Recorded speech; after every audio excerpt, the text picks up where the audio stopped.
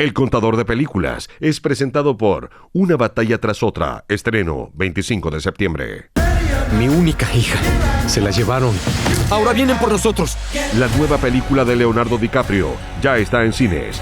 Una batalla tras otra, 25 de septiembre, solo en cines. Necesito un arma, bro. Solo tienes nunchakus aquí. Tranquilo. Una batalla tras otra, solo en cines. Este es un podcast sobre historias que suceden delante y detrás de la pantalla, sobre las personas que hacen películas, las personas que las ven y las personas que las sueñan.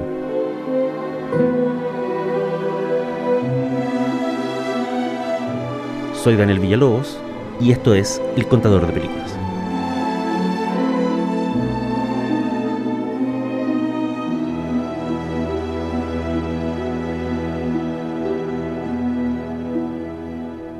Esto es El Contador de Películas y la historia de hoy se llama El escritor sin rostro y el director sin brújula.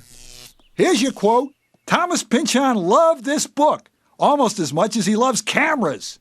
Thomas Pynchon debe ser uno de los escritores más extraños que haya producido Estados Unidos. No solo por la naturaleza de sus ficciones, que suelen ser extensas y laberínticas novelas sobre los extensos laberintos del sueño americano, sino también porque Pynchon, desde sus inicios, desde su infancia literaria, eligió el camino radical de renunciar a la vida pública como escritor y dejar que sus libros hablaran por él.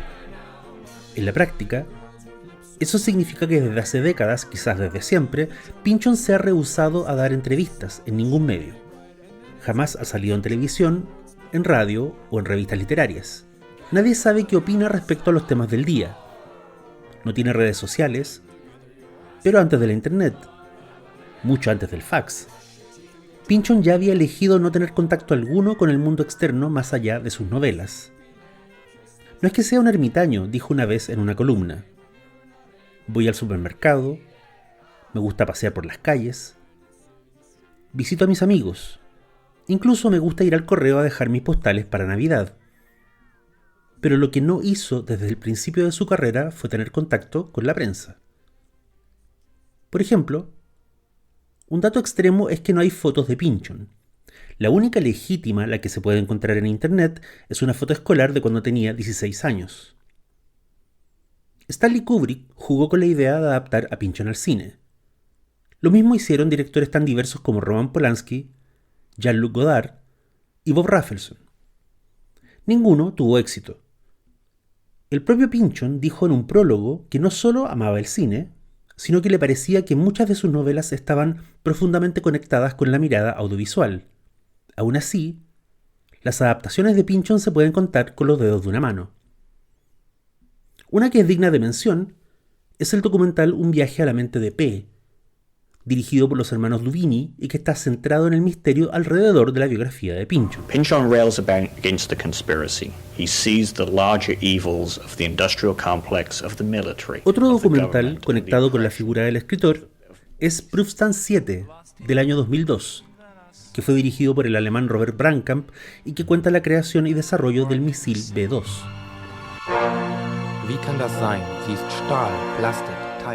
La conexión con Pynchon viene aquí por su novela El arcoíris de la gravedad, donde el misil B-2 es central a la trama. Y buena parte del documental Prüfstand 7 consiste en dramatizaciones de ciertas escenas del arcoíris de la gravedad. Hasta el año 2014, esos eran los dos acercamientos más nobles que el cine hubiera hecho a los libros de Pynchon. Entonces llegó al ruedo Paul Thomas Anderson. Anderson venía de dirigir The Master, una de las películas más incomprendidas de su carrera. El hombre no es un animal. Después de haber sido saludado en la época de Boogie Nights como un discípulo de Scorsese, para más tarde ser descrito como un discípulo de Altman en Magnolia, y luego un discípulo de Jerry Lewis en Embriagado de Amor, Anderson había dejado atrás todas las etiquetas. Con esa libertad bajo sus pies, en el año 2014 estrenó Inherent Vice, la primera adaptación oficial de una novela de Pynchon al cine. ¿Es usted la bestia? No, es un policía. ¿Se ve que no lleva las luces encendidas? La película, que era una vuelta en clave cómica al mundo del cine negro setentero, mantuvo la esencia del libro original, y además le permitió a Anderson conectar a través de Pynchon con un tema que le ha interesado desde Boogie Nights: la contracultura, los marginales y las sociedades secretas. Posteriormente, Anderson filma El hilo fantasma con Daniel Day-Lewis y luego Licorice Pizza con Alana Haim y Cooper Hoffman. ¿Sabes quién soy? Sí. ¿Y sabes quién es mi novia? Y entonces, primero como un rumor y luego como un dato confirmado, surgió la novedad. El siguiente filme de Paul Thomas Anderson iba a ser de nuevo una adaptación de Pynchon. Sure. Yeah, let's talk about PTA and his potential upcoming adaptation of Thomas Pynchon's Vineland. El libro elegido, para sorpresa de muchos, fue Vineland, que es una novela de 1990 que tuvo las peores críticas en la carrera del escritor. Los reseñadores la llamaron caótica, chillona, ingenua y falsamente optimista. Los más caritativos la leyeron como una fábula de resistencia a lo que había sido la década de Reagan y los republicanos. Pero en general, Vineland nunca tuvo el prestigio de otras obras de Pynchon, como El arcoíris de la gravedad, Mason and Dixon o la misma Inherent Vice. Todo eso le pudo haber importado o no a Paul Thomas Anderson, quien no solo se consiguió a Leonardo DiCaprio para el proyecto, sino que además consiguió del estudio Warner Bros. El mayor presupuesto con el que haya trabajado hasta ahora, $130 millones. La película nueva se llama Una batalla tras otra, y según lo que se sabe de boca del propio Anderson, es una adaptación muy libre de Vineland. ¡Arriba alegría! El argumento es bastante escueto. Se sabe que DiCaprio interpreta a un ex revolucionario antisistema que lleva años viviendo al margen de la sociedad que rechazó, hasta que su hija cae en manos de un viejo enemigo y este ex revolucionario debe volver a la acción para rescatarla, aunque eso signifique ensuciarse las manos de nuevo. Suena un poco como la clase de películas que años atrás protagonizaban tipos duros como Steven Seagal o Bruce Willis, y tal vez eso sea parte del chiste. ¿Qué mejor vuelta de tuerca que filmar una película de acción y persecuciones a partir de la novela de uno de los autores más herméticos y anticomerciales de la lengua inglesa? Pynchon no ha dicho nada al respecto, lo que no es raro porque, como ya explicamos, Pynchon no suele decir nada aparte de publicar sus novelas. Quien sí salió hablando hace poco fue el propio Paul Thomas Anderson.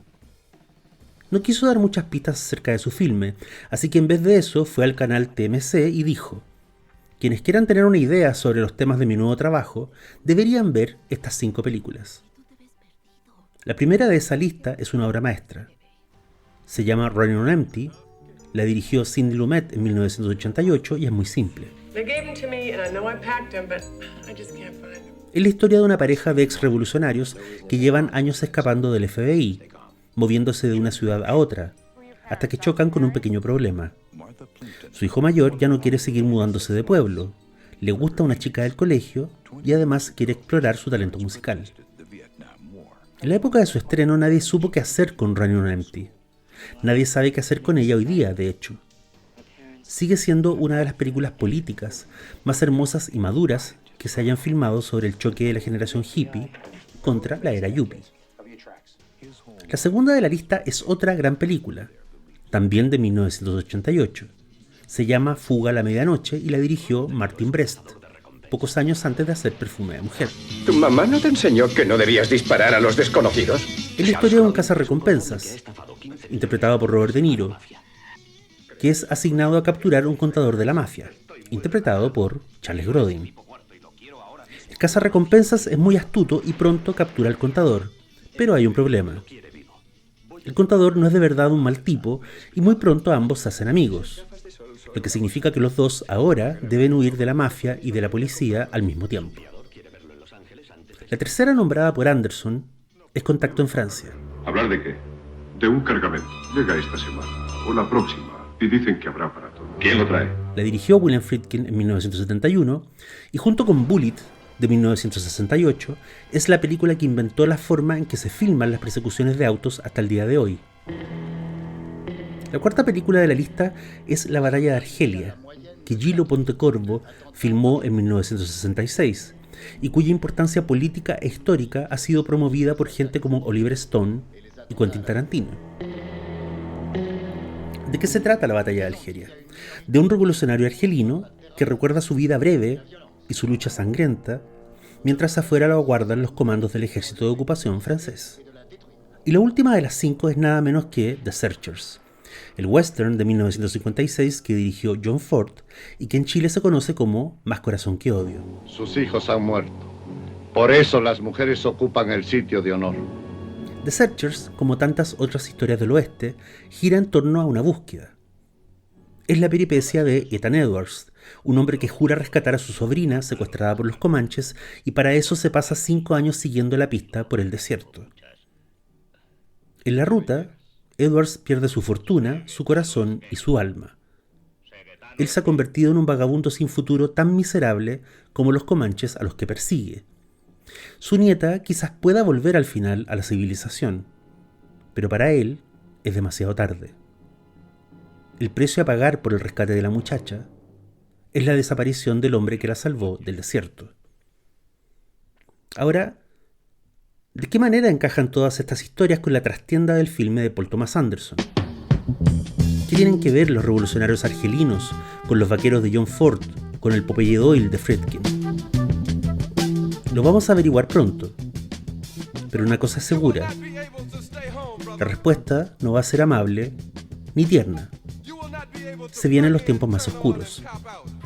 La gente va a desempolvar los rifles que tienen en los sótanos. La policía no va a dar abasto. Tal vez corra la sangre por las calles.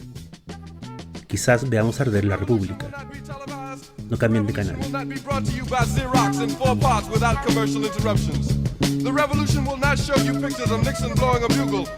Este fue Daniel Villalobos y esto, como otras veces, fue El Contador de Películas. Hasta la próxima. The revolution will not be brought to you by the Schaefer Award Theater and will not star Natalie Woods and Steve. ¡Viva la revolución! El Contador de Películas es presentado por Una batalla tras otra, la nueva película de Leonardo DiCaprio. 25 de septiembre, solo en cines. Una batalla tras otra, solo en cines.